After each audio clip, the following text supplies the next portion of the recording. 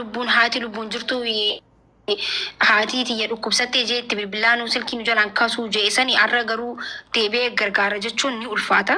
Kanaafuu booruu nama amma yoo gargaarre yoo amma dhaabbanneef wallaahi booda ni jiraami rakkoo biraa keessa seenan. Kanaafuu wanti isaanii kun xiqqaatti amma lafaa kanee chaalenjii ka'e nuti uummanni keenya gargaarame waan jedhamu maqaa irratti bahurra miidiyaa gurguddaa irratti haa dhiyaatu. Nuti immoo akka miidiyaa gurguddaa irratti dhiyaatuuf dhiibbaa dandeenyu hundaa'uu goonaa jechuudha. Warri yaada qabdan dubbadha. Mana banee kophaa dubbattee naan hin jeenaati. Okay, Maki ifama wajjin. Nam meeqaa wal maddi dubbata. Yaasa bakka isa boonash.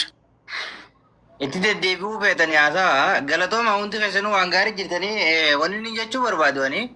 Maayikiin egaa guyyaa lama mokkana ajandaa mucaa kanaatti fufsiiftee jirta hedduu galatoome. Itti aansuudhaan ammoo ajandaa mucaa kanaa yeroo jalqabaatiif maybe warra sagalee hin harkatin akka mucaa kanaa ta'uu danda'a. Garuu jaarraa kana keessa namni hedduu mana manatti miidiyaa kanarratti jechuudha garaa nama balleessee akka malatti guyyaa haati isaa duute mana barumsaa taa'ee mimaal lolaasee miidiyaan addunyaa guutuun beeku mucaa kana yeroo jalqabaatiif arguu kiyyaan. Maybe namoonni sagalee hin harkatin ta'uu danda'a. Jiraachuu mala. Garuu immoo akka nuti garreetti jaarraa kanatti mucaa kana. Mucaan kun maayikii akkuma atti jettee sadarkaa amma irra jiru kanatti mucaan kun ammaas bakka gaafa Soomaalirraa buqqaaniiti Finfinnee naannawaa uummanni keenya gaafa baqatee laga xaafoo jiraatu na fakkaata. Kuni sadarkaa Itoophiyaatti miidiyaan tokko kan mucaa kana arginu hin jiru. Ilaa hangammaa ittillee afeeruu dhabuun xiqqoo dogongora natti jedha.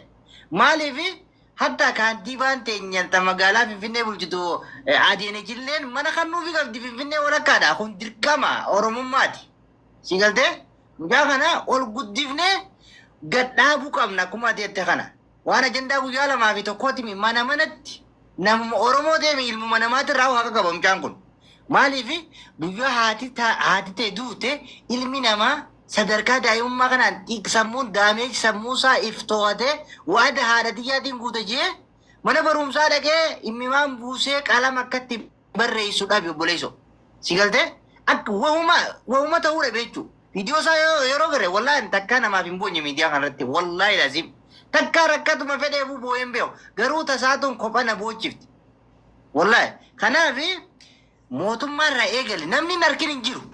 Si galtee mootummaarraa eegale namuu waan danda'uun jireenya isaa kana akka amma inni rakkoo gurguddoo lama qaba mucaan kun. Daa'imummaa umriitii fi sadii qabaa'u. Daa'imummaa sadarkaa daa'imummaa amma jiru kanatti haadha dhabe. Haadha dhabeeti abbaan isaa dhufee haadha isaa tana ustaazonni keenya kunfaan haa galatoomuu isaantu cinaa jira malee mucaan kun abbaadhaanis bakka tan hin jiru abbaanis darbee jira mucaa kana. Kanaaf mucaan kun sababa bal'aa kana malee wanni qabu hin jirtu. Jaalanneeti mi dirqamneeti. Gargaarsi mucaa kanaa ol guddatee miidiyaan Oromoo hatta OMN illee afeeruu qaba. Miidiyoonni gurguddaan afeeruu qaba. Waan tanan keenyarraa haasaa oola. Hai miidiyaan wanni dhaabbatuuf waan akkanaa tana takkaa wayirraa barata namni takkaa ammoo nama akkanaa kana gargaaree bira dhaabbatee hawaasaaf dhalootatti akka dabru godhuu qaba. Wooma guutte xiqqishoo namni keessaan attaa waan godhe osoo hin ta'initti waan akkanaatu ni dirqama mana manatti nu jirti. Kaantibaan teenyalleen akkasumatti gargaaruu qaban. Uummanni keenya guutuu warri dandeettii qabu lafarrattis qilleensarrattis mucaa kana gadhaabee mucaan kun ilmaan lama fi daa'ima. Ilmaan lama obboleeyyan isaa xixiqqaa amma asirra gartan kana ilmaan lama haati irratti dhiiftee akhiraa deemte rabbi jannata haa kennuufi. Kanaaf yaa uummata kiyya wanni mucaa kana mana manatti dirqama funyaan urtee nurra jirti. Wanni dirqama inni effitti murru mana manatti miidiyaa irratti lafarratti namuu dandeettii qabuuni.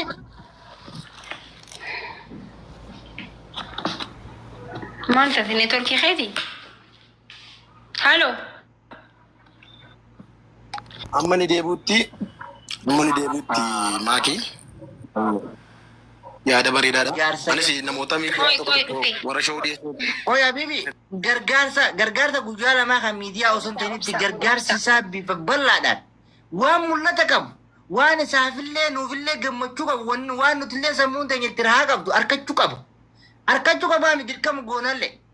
Kanaaf miidiyoonni gurguddaan afeeree mucaa kana rakkoo isaa hubatee hamilee isaatii fi hamileen isaa haadha isaatis akka ittiin dhagahamne barumsi isaatillee akka adda hin cinne abdii akka hin kutanne duuba qabeenyaan jajjabeessinee bakka inni waa barbaadu hundatti hamilee isaa eennee utumne isa hawaasa akkanaatiin qabajee akka abdii isaa horatee hamileen isaa hin cabne godhuu qabna.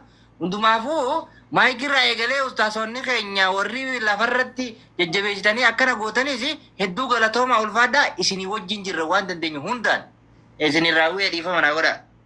Yaa ammallee wanti hafee garuu wanta ni beektan osoo har'a mucaan kun Itoophiyaawidha. Silaa faranjii kana faatti gurraacha faa achi biyya faranjii faa jiraate immoo faranjii faa silaa ta'ee wanti kun nuyi guddaadhaan dabra. Manni barumsaa sunu jechuun manni barumsaa Kaalid imimmaan isaa yaasaa akkasitti dhaqee fattaname sen takkiin qormaatee suni suuraa isaatiin ta'a taappellaa isaatiin ta'a. Senegalee proud of you ta'aniiti taappee gizee mana barumsaa san dhaqan akka seenaa mana barumsaa sanitti suuraa isaatiin taappellaan godhamaa jechuu. Senegalee wallahi wabillahi jechuu. Because namni addunyaa kanarratti kamtu haati isaa mana keessatti haadha isaa reefka kaa'ee barumsa qormaata mana sanitti qormaata akkatti gajjee sanitti suuraa keessa la proofaayilee achi gubbarratti mana barumsaa sanitti eenyu mucaan kun gaafa jedhame mucaan kun seenaa qaba akkana mana barumsaa bara akkanaa jedhameeti himamaa fi jechuudha. Kan ammoo kan godhu nuhi jechuudha. Yoo nuti dubbanneef mucaa kana namni dubbatuuf hin jiru.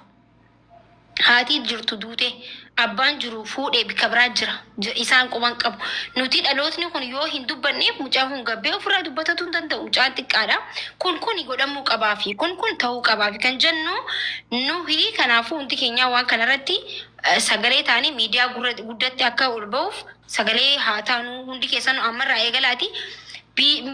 Wallahi namni haadha keessan jaalattan riipoosti isinii goona Amaariffaa dandeessaniin afaan Oromoo dandeessaniin wanta dandeessaniin akka IBS irratti dhiyaatu. Achirra dhiyaatu hin qabu maarree tana dhiisa. Waan isa fayyadu irratti hojjetu qabna nuti because akka nu fakkaatetti osoo hin ta'in waan isa barbaachisu irra hojjetu qabna. Hundi keessanuu viidiyoo hojjedha. Achirratti haa ba'u. Maakii dhiiraa itti fufi. Maakii dhiiraa Carrana gandani galatooma. Waan itti barbaadu. Please la waan ta'e tokko sitti mala. Mucaas fiddanii laa ifee gashitanii waan taarikii biraan dubbatina. Lalijuun turuu አይደለም. Dhugumatiin hin waan biraan leelaa taarikii attaa'uru. Bakka mucaan kun taatee ta'e tokko godhee bakka jegnaan oliju. Isa dhiisaati amma lalijuun የሚያስፈልግ ዋናው ነገር wanti guddaa mucaa kana kan barbaachisu manaaji nama manaaji godhudha. Sheekii kana baay'een dinqisiifadhe baay'ee maal jedhan annama qonnaan bulaadhaan beekuu jedhani. Kun nama beekumsa qabu dabar. Sini galimti nama ollaasaa jiru illee kaffallee fi damooza isaa kaffallee fi miinda isaa illee kaffallee fi mucaa kana nama manaaji godhu. Manaaji godhu jechuun nama isa gorsu akkasiin fa'ee gaafa akka deemtu akkas godhi yoo jedhame malee nama irraa eegu fakkeenyaaf namni tokko bilbilee piroomooshinii hojjechiisuu barbaade yoo jedhee akkamittiin akka hojjetamu qarshii akka walii galu mucaan kun xiqqaadha bar yoo nama taa'u qayyuu qabaachuu dhiisuu hin danda'a. Siigalta miti maaki. So ana wamma piroomooshinii mucaan kun gaafa hojjetu riipoosti goona koomantii keenyaa fi akka inni vaaraalee ba'u goona. Maaliif akka inni biraa hojjechiisuuf. So garuu mucaan kun amma erga irratti haasaa miti nama tokko nama ollaasaa. Miti godhimee. Muiti miti sadaqaa iyyaa jiraatu godhu. Muiti miti gifti kenname. Kennaa kan kos kennaa kan innaa ankos itti darbadhaa. Gudii bara. Amma kan barbaachisu maaki dhugaan siin jedhama mucaan kun illee haasaa tooraan haasa'u illee ammaaf hin barre waan ta'eef nama isa manaaji godhu nama ollaasaa sheekiin kun dubbateera la nuun hin beeknu akkaataa isaa waan ta'eef mucaan kun gargaaramuu edda jettaniiti nama tokko nu fidaa kanaaf nama manaajira ta'u tokko ofii keetti maaki nama ollaasaa barbaadiiti nama barumsa gahaa qabu. Bakka kana waan keessaan dubbannu dubbataa jirta barate kanaammoo waan akkana fooloo walitti qabna keessaan waan keessaan dubbannu hunda Oromoon teenyatu bara izee waa qabnu baxala gooneetuma deemna baxala godhuun qabnu keessaan waan akkana keessaan waan inni haasoo qabu waan dubbatu qabu akkamii akka deemu kana keessaan haasoo silkii wanti binnee buu akka wanta kana hunda sirreessinuuf atillee dawwaltee fi kararraa akka keessuuf si garee sabboonaa illee dawwalee fi murtiin illee dawwalee fi namni kamiyyuu sini garee akkas jechuu.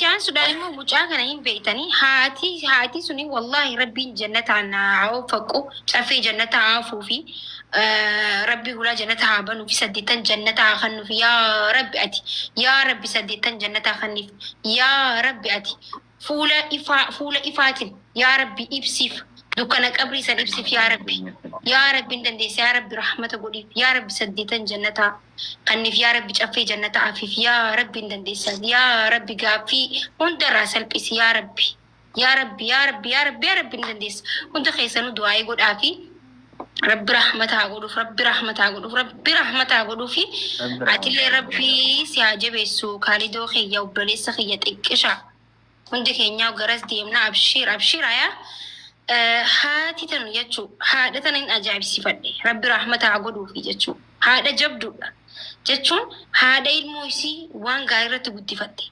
المخية ديمي برد المخية ديمي يون أن ركوب سدي يون أن آخر ملي deemiti qorami jechuun isii suni ilma kana hanqamta kana nama barateeti biyyaaf faayidaa qaba isin galee isin har'a mucaan kun akka biyyaaf faayidaa ta'uuf deemiti reefka kiyya mana kaa'i yoon ani waa takka illee ta'e ilma kiyya deemiti fatanaa san fattanamii qormaata san qoramii kajatteen ilmoo faayidaa biyyaaf faayidaa akka ta'uuf namni tokko gaafa barate ifii isaatiif cala biyyaaf faayidaa ta'a.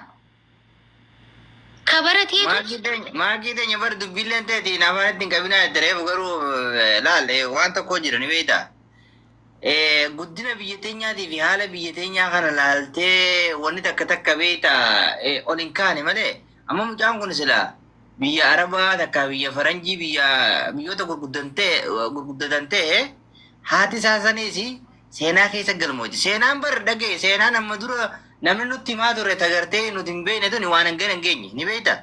Seenaa dhala namaa keessatti wanni amma mucaan kun irratti ta'e kuni seenaa addunyaan guutuun amma biyyoota gurguddatan biyyoota silaa nageeninii fi biyyoota bu'aa barate biyyoota hubannaa qaban biyyoota waan darree guddisanii paablika godhanii addunyaa tanarratti beekamtii guddaa waan darree hundaa kannan silaa taate amma mucaan kuni wallahi maakii haadisaatis innis sadarkaa namarra jiru sadarkaa makiinaa gurraatti addunyaan deemtuun kana keessa kaanii lalisan jira bar garuu biyya teenya sanii akkam godha wallahi seenaa xixiqqoo tana mee hordofa amma biyya arabaa tana seenaa xixiqqoo tana guddisanii paablika godhanii irraa haasawanii jechuudha nama seenaa dadarree qabu kana jechuudha mul'isanii beekamtii guddaa kannaniif jechuudha sigaltee amma mucaan kun haati isaatis inninis nama sadarkaa eeggatee seenaan isaanii dhalootaaf dhalootatti dabartee keessaafuu dhaloota amma dhufaa jiru kanaaf akka inni gaacheen ate haati jabduun akkanaatun jaarraa akkanaa keessa ni jirti. Mucaan kan isiin rahamaati.